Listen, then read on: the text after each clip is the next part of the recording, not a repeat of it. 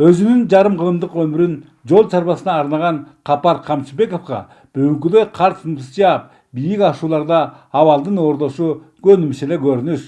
Тескерисинче, жаратылыштын мындай каарында ал жана кесиптештери күнбү түнбү жол кыймылынын үзгүлтүсүздүгүнүн камын көрүшөт. Бул айта салганга оңой болгону менен түмөндөгөн түйшүктөр менен коштолот. Башкасына көз жумганда да ушул жолчулар тейлеп жатышкан айтылуу долоон бийиктигинде түнкү сууктун күчү 30-35 градуска чейин жетсе, күндүзү 20 градустан кемибейт. Суугу суук, бороон болот кар жаагына кээде. Ар бир өткөн элибиз, журтубуз аман эсен өтсүн деп жакшы эле жардам берип атабыз. Начальнигибиз болсо вагонубузду бүткөзүп берди. Отун суубуз бар, тамак аш бар, жасап берет. Баркы айлыгыбызды гана кичине көтөрүп берсе жакшы да. Аталган мекеменин адистери өздөрүнүн ат башчылык кесиптештери менен биргеликте ошондой эле деңиз деңгээлинен 3000–4000 метр бийиктиги Кызыл Бел, Ак Бейит, Түз Бел, Торгар ташууларындагы кыймылды жөнгө салуу менен алек.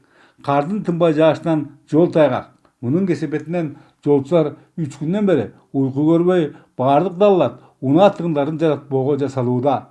Оңдой берди болуп, ишкананын механикалык паркы кубаттуу техникалар менен толукталган. Андыктан учурда бир кездегидей ишти оордоткон жагдайлар байкалбайт. 10 жыл мурда техникалар азыраак болчу, азыр көбөйүп келатат. Четинен дагы жаңы техникалар күтүп атабыз, Кудай буйрса. Жаңы погрузчик келсе, эскаватор келсе дегендей. Анткени аба ырайынын кескин өзгөрүп, жаан-чачындын жана сууктун күчөсүнөн инерттик материалдар улам көбүрөөк талап кылынууда. Андан калса синоптиктердин божомолдорунда табияттын мындай терс кыялы дагы кыйлага созулчудан.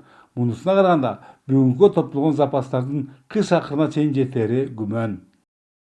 Инерттик материалдар ушул убакка чейин 10 000 тонна даярдаганбыз.